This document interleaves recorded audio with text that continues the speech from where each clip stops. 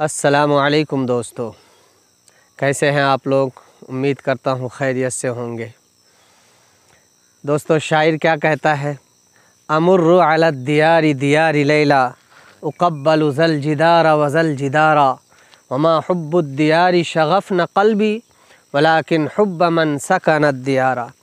शायर कहता है कि मैं जब इस शहर से गुज़रता हूँ तो इस दीवार को प्यार करता हूँ और उस दीवार को प्यार करता हूँ।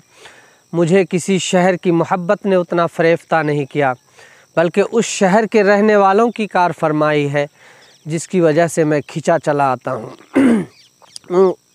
उस शहर के रहने वालों की कार फरमाई क्या है? मीठे बोल हैं, अच्छे भाव हैं, अच्छा लेन देन है और उनकी तिजारत, उनका पेशा, उनकी ज़राअत, उनकी मुलाज़मत और ऐसी अदाएँ, ऐसे अखलाक कि जिसकी वजह से मैं खिंचा चला आता हूँ।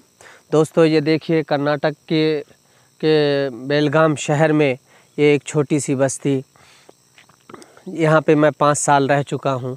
एकदम बेहतरीन नज़ारा। हमने जब बिहार के क़याम के दौरान आपको बताया था कि मैं कर्नाटक की खेती दिखाऊंगा, आज मैं इस वादे को पूरा करने वाला हूँ, तो मैं यहाँ पे आ गया हूँ। आइए देखते हैं। रोक दीजिए ना। देखिए दोस्तों, ये गन्ने की खेती है। यहाँ बहुत ज़्यादा गन्ने की खेती होती है। बिलमुकाबिल हमारे इलाके में हमने दिखाया था कि वहाँ गन्ने की खेती नहीं होती, क्योंकि पानी ज़्यादा इलाका है हमारा अररिया शहर, और वहाँ कोई बड़ी कंपनी फैक्ट्री कायम नहीं हो सकती है। ये वजह भी है कि वहाँ गन्ने की खेती नहीं होती। अगर लगाएंगे तो गन्ना भी हो जाएगा, ऐसी बात नहीं है। और दूसरी बात, हम मकई की खेती कर रहे हैं 8-9 साल से। क्यों हाफिज़ साहब? ये है हमारे अभी जो मौजूदा इमाम साहब इस बस्ती के। बताइए नाम आप। हाफिज़ मोहम्मद कैसर साहब। हाफिज़ मोहम्मद कैसर साहब हैं, और आज के गाइड हमारे यही हैं, रहबर हैं और कैमरामैन है, जो भी बोल लीजिए। और हम लोग चले फजर की नमाज के बाद। मुझे दरख्वास्त है कि जब भी आप लोगों को कभी मौका मिले तो कर्नाटक का नज़ारा करने के लिए ज़रूर आइए, क्योंकि यहाँ के सबसे ज़्यादा खूबसूरती है जो यहाँ का मौसम है, सबसे ज़्यादा खूबसूरती। जी जी जी। जब भी आप लोगों को मौका मिले तो कर्नाटक के दौरे में ज़रूर आइए जी। दोस्तों, मैं बता दूं कि यहाँ इन फसलों के अलावा धान और गन्ने के अलावा आम की खेती बहुत होती है। आपूस आम यहाँ का मशहूर आम है। ऐसे आपको दरख्त दिखेंगे, बागीचे दिखेंगे, छोटे छोटे दरख्त, उसमें खेतियाँ भी करते हैं वो। फिर सीज़न में आम भी निकालते हैं और यहाँ से एक्सपोर्ट होता है दूर दूर तक। तो दोस्तों, हम फाइनली आ गए हैं ये धान की खेत के पास। असल में हमने वादा किया था कि कर्नाटक की खेती दिखाएंगे, वो भी धान का सीज़न है। तो अब हम आपको दिखाते हैं वहाँ की खेती में और यहाँ की खेती में क्या फ़र्क है। इधर दिखाइए, ये देखिए, आप देख पा रहे होंगे, ये लाइन से धान लगे हुए हैं, ये भी लाइन से है, ये आगे भी लाइन ऐसी बनी हुई है, सफ़े बनी हुई है इनकी। तो मैं बता दूं दोस्तों, ये धान जो है रोपा हुआ नहीं है, जिसको रोपने को यहाँ नट्टी लगाना बोलते हैं। और ये उस इलाके में होता है, नट्टी लगाया जाता है या रोपा जाता है जहाँ पे पानी ज़्यादा होता है, कीचड़ होते हैं। तो ये वो इलाका नहीं है, यहाँ पे पहाड़ी इलाका है, पानी बारिश होती है और पानी सीधा नीचे चला जाता है। अब ये बस्ती को देखेंगे, एकदम पहाड़ी के ऊपर है, छोटी सी बस्ती है। मैं किसी और टाइम दिखाऊंगा इस बस्ती को। और ये बारिश होती है, बारिश तो अल्हम्दुलिल्लाह काफ़ी होती है, लेकिन सारा पानी नाले में चला जाता है। अभी हम नाले तक जाएंगे, वहाँ पे अब मैं दिखाऊंगा कि कितनी बारिश हुई है। ये देखिए दोस्तों, यहाँ बोर के ज़रिए से पानी छोड़ा जा रहा है और बोर में भी काफ़ी कम पानी आ रहा है, लेकिन हमारे अररिया डिस्ट्रिक्ट में काफ़ी ज़्यादा पानी है। और ये पाइप तो कुछ भी नहीं, देखिए 1 इंच पानी बोलेंगे इसको।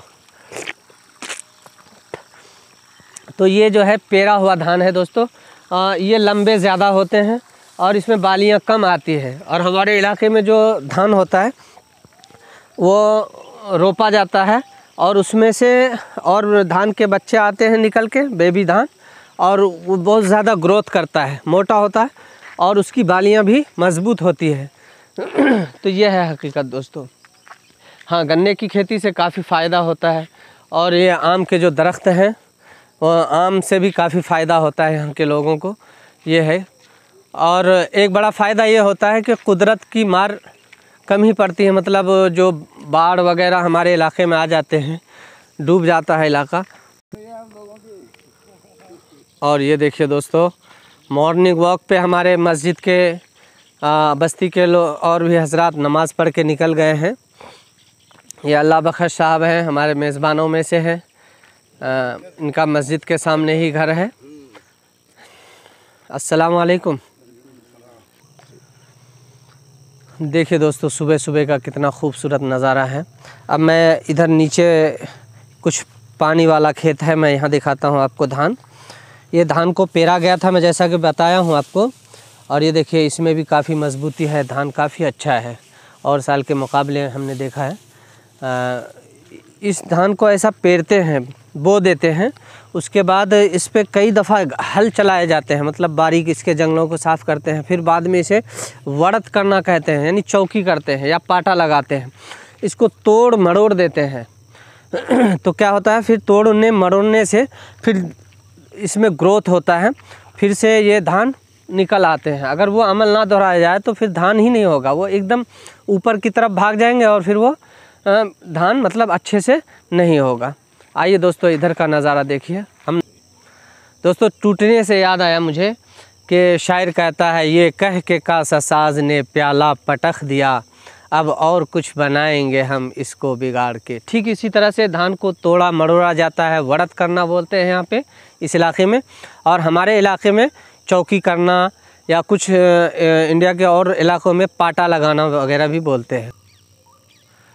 दोस्तों, मैं इस बस्ती में 2006 से 2010 तक रहा था, 5 के आखिर में आया था और 5 साल रहा था यहाँ पे।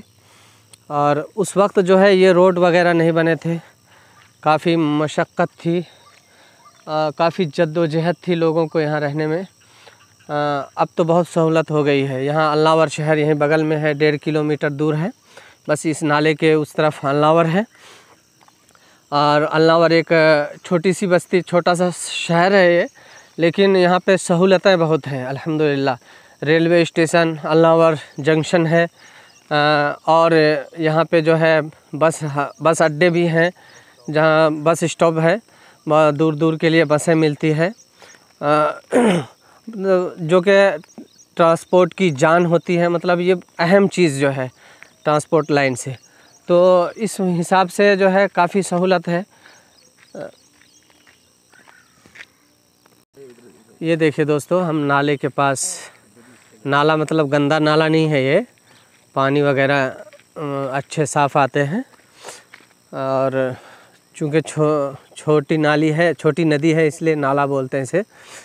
और यहाँ पे जो है सागवान के दरख्त बहुतायत से मिलेंगे, और इस साइड तो बड़े जंगल है, डांडेली के जंगल, और बहुत दूर तक, कई 100 किलोमीटर दूर तक फैला हुआ जंगल है वो। बहुत ही खूबसूरत नज़ारा है दोस्तों।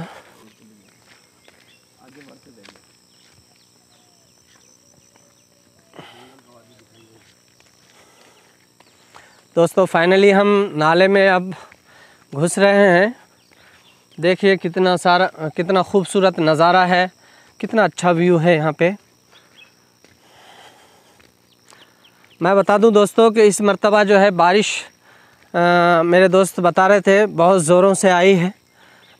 तकरीबन जब हम यहाँ पे आए थे उस साल भी बारिश बहुत हुई थी, लेकिन इतना पानी कभी भी नाले के ऊपर नहीं चढ़ा जितना कि अब मैं निशानात देख रहा हूँ और आपको भी दिखाऊंगा। यहाँ तक पानी आ गया था और इसके निशानात नाले में, जी जी, नाले के अंदर भी इसके निशानात हैं, मैं अभी दिखाता हूँ आपको। चलिए, ये देखिए दोस्तों, कितना खूबसूरत नज़ारा है।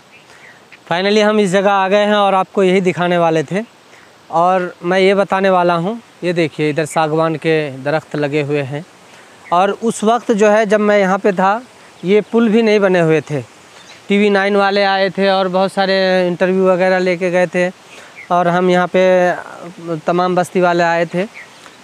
ये देखिए दोस्तों पानी के निशानात, जो इस मर्तबा इस साल जो पानी आया इसमें, ये ब्रिज है, इसके ऊपर कितने फीट होंगे, 12-15 फीट पानी बोल सकते हैं।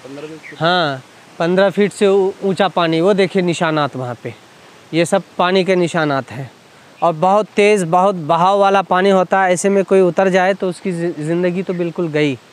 तो फिर ये रास्ता बिल्कुल मौकूफ़ हो जाता है। अल्लावर का रास्ता फिर 6 किलोमीटर का हो जाता है ना। हाँ, उधर से घूम के धाबे की तरफ से, उधर ये गोवा वाला रूट है, गोवा का रास्ता है, उधर बेलगाम के लिए रास्ता है। तो ऐसा घूम के फिर अल्लावर आना पड़ता है। देखिए दोस्तों, ये कितना खूबसूरत नज़ारा है। ये देखिए दोस्तों कितना हसीन नज़ारा है। और असल में हम अपने रफ़ीक़ सफ़र के साथ जा रहे थे उस जगह पे जहाँ से डैम की शक्ल बनी हुई है इस नाले की, लेकिन रास्ता काफ़ी पेचीदा लग रहा है, शायद हम वहाँ तक ना पहुँच पाएँ। और बारिश भी भीनी भीनी शुरू हो गई है। देखिए कैमरे पे आपको दिख रहा होगा, ये वो जगह है जहाँ इस नाले का पानी रोका हुआ है।